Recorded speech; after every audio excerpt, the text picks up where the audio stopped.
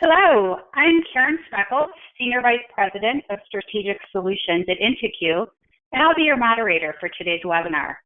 Thank you for joining us today, and welcome to our Expert Insights webinar, Email Communications, How To During Times of Crisis, presented by Jason Sisley.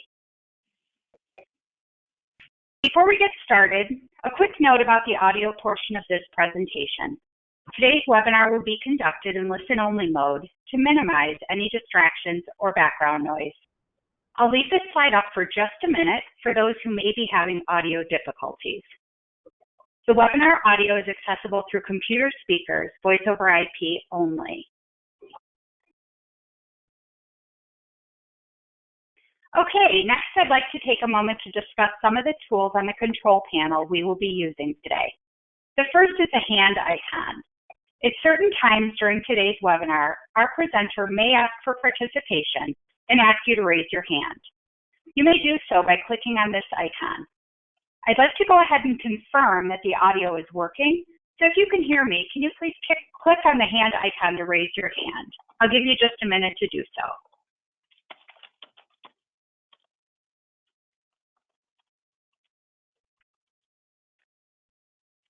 Okay, great. Thanks for the confirmation.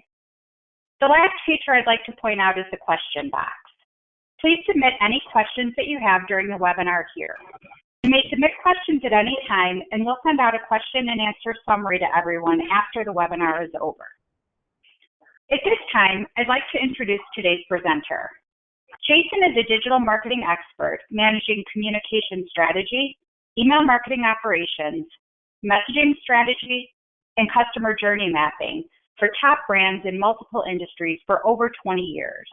And with that, I'd like to turn it over to our presenter. We hope you enjoyed today's presentation. Jason? Thank you, everyone. Much appreciated, Karen. And thank you, everyone, for joining us on our discussion today. Before we get started, just really quickly, I would like to acknowledge that there is a wide range of industries that are here on our call today. And what we've really attempted to do is to add a mix of very broad and specific recommendations. The one thing that I would like you to consider as we're walking through this today is, obviously during challenging times, we're presented with an opportunity to kind of take a step back from our programs and really look at everything that's going on, whether it's in your promotional communications or your triggered sends or anything that you're doing. But I would really encourage you to consider doing that during times that aren't as trying. So consider a lot of these recommendations, things that you can really employ as we're out of this period, and it ultimately keeps your program safe and consistent for your customers and ensuring that you're getting the best engagement as possible.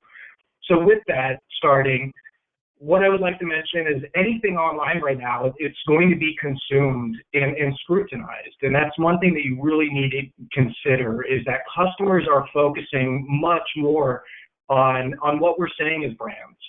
And so it's really important that you focus on the fact that now is not the time that we are trying to force brand equity for our companies and our brands. And again, this is very industry focused, but it's important to maintain with your customers that brand equity and ensuring that you're doing things that are going to continue to engage in your most engaged customers, but to also consider that your less engaged customers could be just less engaged at this point because of things that are happening right now. Be thoughtful with your communications, pay attention to what your competitors are doing, and not necessarily so that you can mimic what your competitors are doing, but it's just always a good idea to really, truly understand what's happening within your own industries.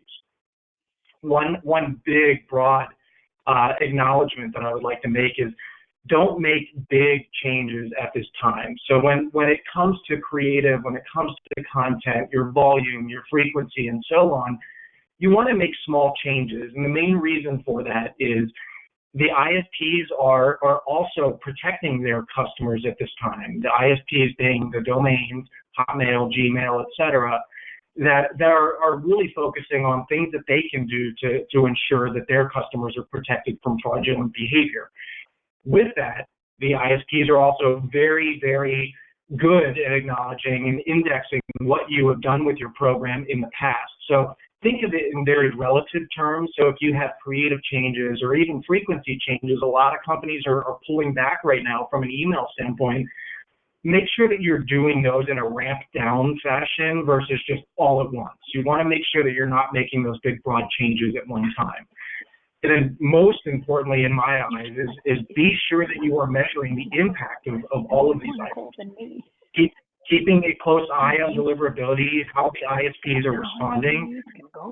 How is your messaging resonating with your best customers and your less active customers? Sorry, can someone mute their line? And then who should we be emailing? You know, that is something that you ultimately need to consider based on tracking and keeping an eye on those signals to help identify who your message is resonating with during this particular period of time. Also, shifting your email marketing goals and success metrics is a really good idea, and that's a good idea at any time, but in particular during challenging times, because obviously your goals should be changed based on the activity and the things that your customers are doing, and then actively measuring those results and learning for future communications. So this slide ultimately talks a bit about what we're seeing in the space in general right now, and you're going to see a wide range of tactics that companies are taking. Some are just choosing to send less emails during this time because of the chance that they could come across as being slightly insensitive, or they just may not have a lot to say or sell during this particular period of time. But then we're also seeing the other end of that spectrum, and that customers are mailing more frequently in order to make up sales, or they could actually have relevant communications that they're sharing, particularly about COVID-19 or any crisis that may come up. So again, just wanted to use this opportunity to encourage you to really focus on if you are making changes, really ramp them down or ramp them up instead of just making that big broad change. That is going to be one of those items that is going to really adversely impact what's going on from a deliverability standpoint. And coming out of this, we want to make sure that we are in the best position possible. So this slide, I believe, does a good job at summarizing what we believe is ultimately truly important as you are considering ways that you are working through this particular period of time, but also as we work our way out of it. But these are also items that I consider to be best practices that I would employ throughout your program, regardless of the challenging times or periods of less activity. So what I would say that you should ultimately do is protect your deliverability during this time. Maintain a relatively reasonable frequency, and the reason for relative frequency is because obviously it's different based on what you did in the past, what you've done, even up to a couple of months ago, and make sure that you're not overdoing it, or you kind of want to find that sweet spot. And then ultimately sending to your most engaged customers at a similar frequency. Don't forget about your lapsed customers, but one thing that we highly recommend that customers and anybody that's sending a lot of emails does is to make sure that you are isolating who your best customers are, or the ones that are continuing to engage with you during this period. But don't forget about your lapsed customers. You may not email them as frequently, but you should still continue to contact them. And the key with this particular bullet is that we are focusing on the future as well. We need to make sure that when we come out of this and you start to ramp your program back up, that we are in a good position to continue to do so and push the limits. And then just email best practices, always something that we should focus on. So maintain minimal copy within your emails, clear calls to action, maintain a high live text to image ratio is ultimately always important. But one of the things that I've seen during this period is a lot more emails that are image-based and have a lot of text embedded in those images. One of the challenges that provides is the ISPs, again, do a very good job at indexing your content and knowing how you send and the frequency that you send and all of those other meta details about your program, because they want to be able to react appropriately based on what you've done in the past. So these are the types of changes that are going to ultimately disrupt that system, and we want to be cautious when we are doing those things. Not saying that you can't do it, but do it at a very minimum rate, based on what you've done in the past. And then again, this is just more information, just based on if there are things about your particular brand or your industry that are things that you ultimately need your customers to be aware of, like changes or a change in service, things like that. It's also a really good idea to ensure that those are available on your other mediums that your customers frequent, like Facebook, Instagram, your website, and so on.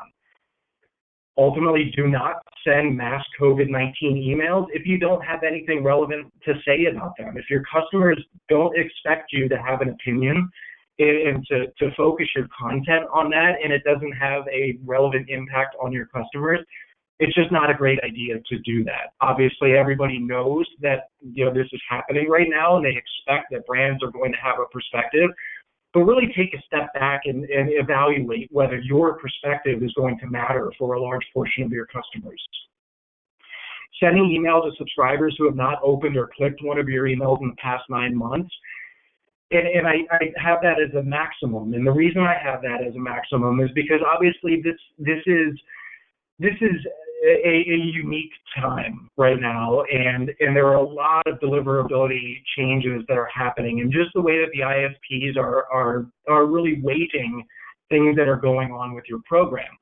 The reason I say 9 months is, for the most part, spam traps are created within a 9-month period, and that's not all spam traps. Not all spam traps are alike, but the bulk of your spam traps could come in for email addresses that have had absolutely no activity over a 9-month period. That is not only relevant to this particular time, that is relevant always. So I encourage you to also consider that as we are coming out of this, to take a really pragmatic approach to managing your list of inactive customers. And that's not to say that you don't email them ever, but it is to say that you email them with less frequency, and certainly understand what's going on when you do. Also, don't sound desperate by mentioning that your business is suffering. Obviously, this is impacting a wide range of industries, and just about every industry and every person. So you want to make sure that you are only using this time to provide relevant detail and information to your customers. A global pandemic may be a business opportunity for your brand. Depending on your industry, there's a lot more traffic coming to certain sites. There's a lot less traffic coming to other sites. So ultimately, use email, wisely, and use it very carefully to make sure that your message is timely and helpful to your subscribers. And ultimately, this boils down to your overall reputation with email. So however your business is managed, now is the time to be really, really disciplined. And obviously, as email marketers, we wear a lot of hats. And one of those hats, I truly believe, is that we are all data people. Really focus on that side of your program right now. Data is the one way, and engagement within that data is the one way that your customers communicate directly with you through your email channel. We always talk about these one-to-one scenarios with our customers, and that's difficult to consider when you're broadcasting lots of emails to customers.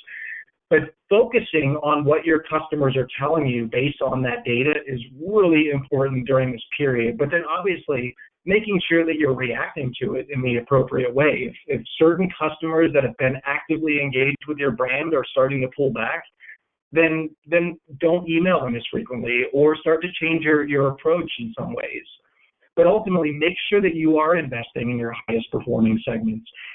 Your highest performing segments are going to be the ones that get us through this and get your brand through this.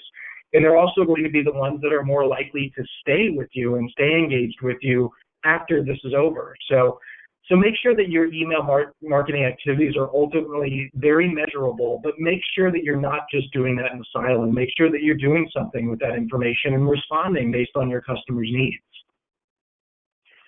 And then a little bit about deliverability here. So one thing to note about me and my experience is that I do also manage deliverability for our customers, and deliverability has just always been something that has been very near and dear to my heart, because I've been in operations on the email side for a really long time, and not focusing on deliverability is kind of one of those speed bumps that's always going to pop up when you least expect it. So if everything else is working, but you're having issues with deliverability, that's going to create challenges for your brand. So that is always a really good place to start. And I firmly believe that it is much simpler to resolve or stay out of deliverability trouble than to work your way out of them after it happens. If you're reactive, it's typically going to be very difficult.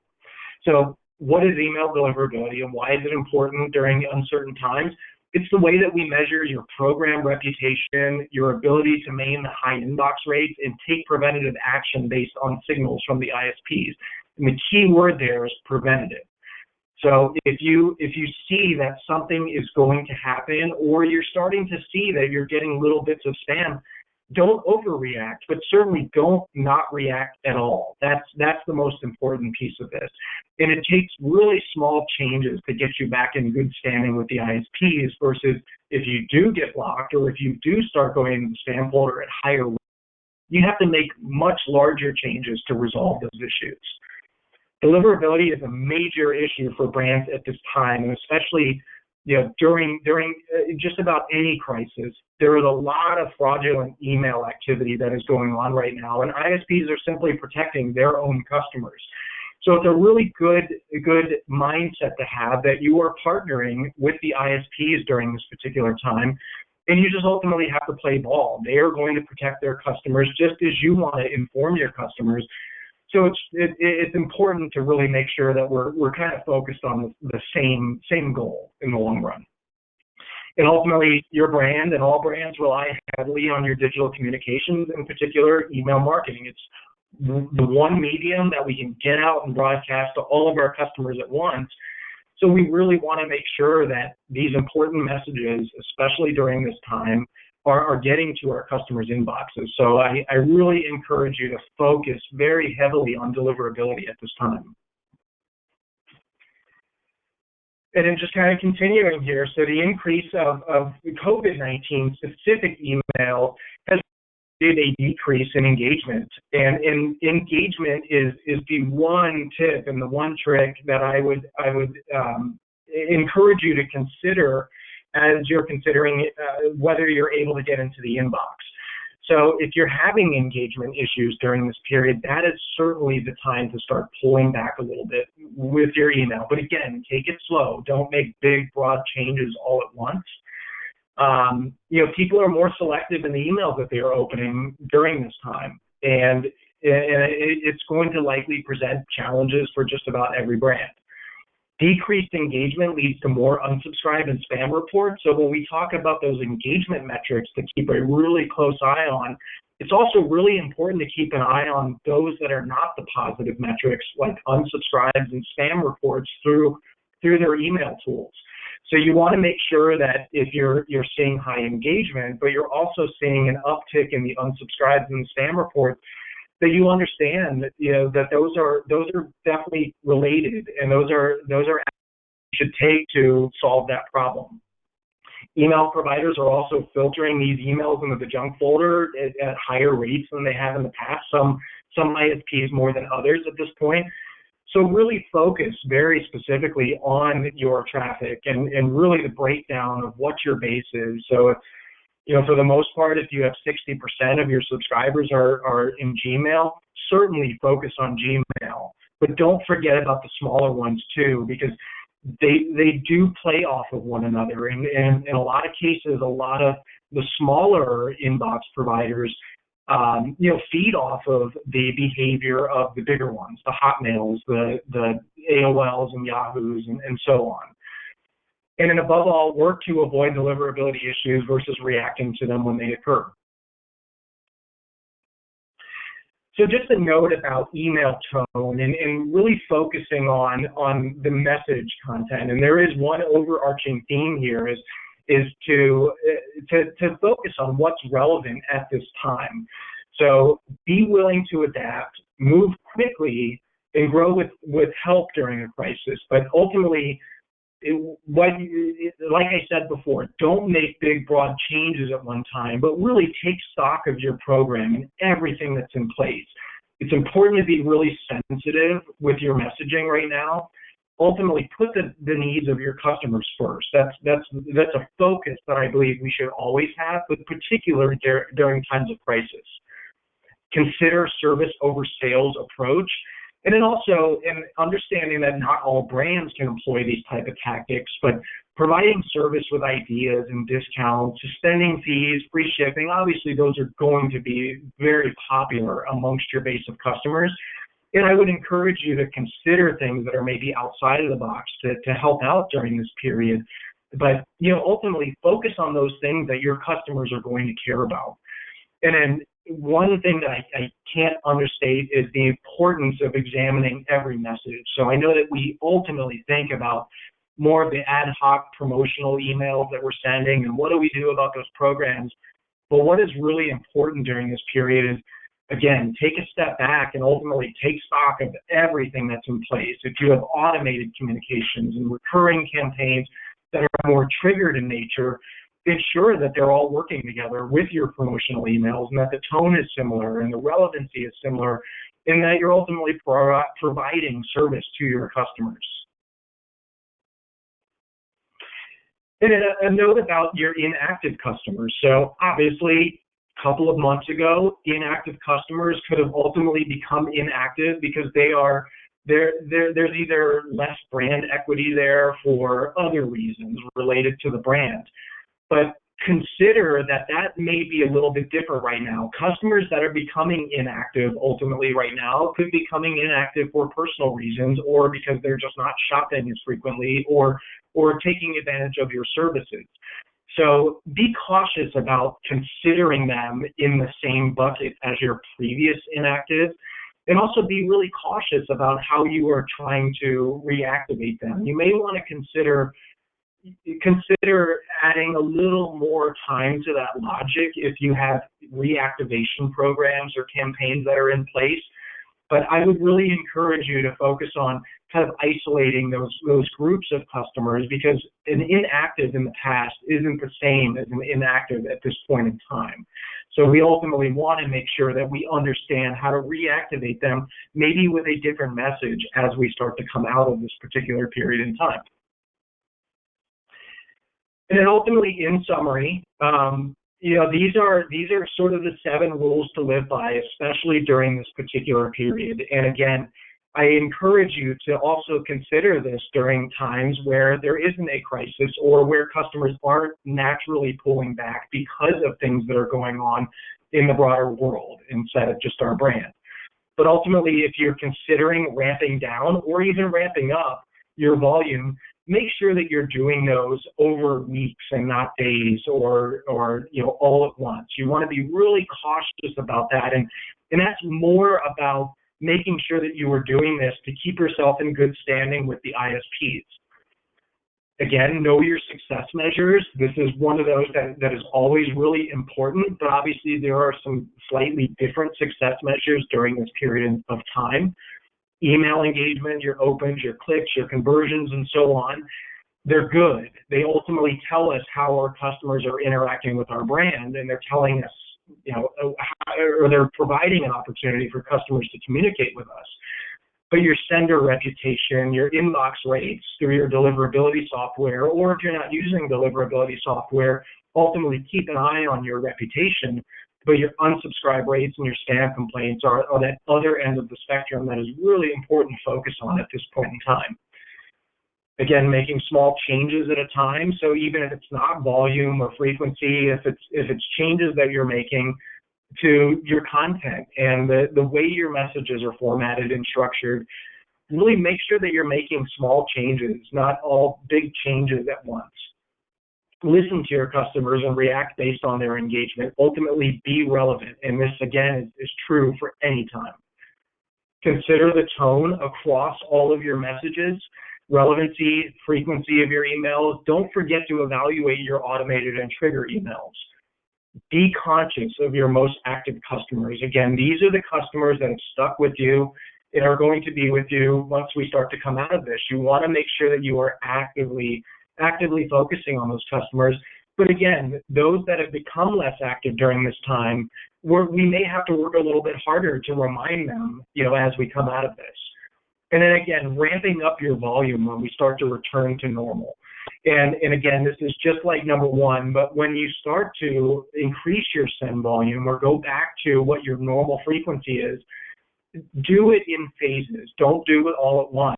And again, this is very focused on if we are ultimately a high volume sender. So if you're a low volume sender, you're going to have less of an impact with those bigger changes, but do also take consideration that your customers are also going to be seeing this from multiple brands. So just do it reasonably, but make sure that it's relative to everything that you've done in the past and particularly during this period. So with that, I wanted to provide, and this will be provided to you, but some additional resources. So we've added some articles and some deliverability tools, as well as competitive analysis and content design ideas. Now, a lot of you may be really familiar with these tools and these articles and so on, but these are tools that we actively use for our customers. And some of these are freebie tools, some of them are paid tools, but these are just good things to put in your toolbox and use, especially during this period, but also consider as you're moving forward. So with that, I would like to thank you for attending today. Really, really appreciate you spending your time with us. That's all that I have for today, but we'll be looking for your comments and anything else that we can provide to you. Thank you so much. Thank you, Jason. And thank you all participants for joining us today. As Jason mentioned, you can be on the lookout for an email that includes today's presentation slides and a link to the recording of today's webinar. We got a lot of great questions submitted through the online tool, and so we will also be sending those out with Jason's answers to all of the attendees. And we'll be sending a white paper with additional information on today's topic in the coming weeks, so please be on the lookout for those. Thank you. Thank you.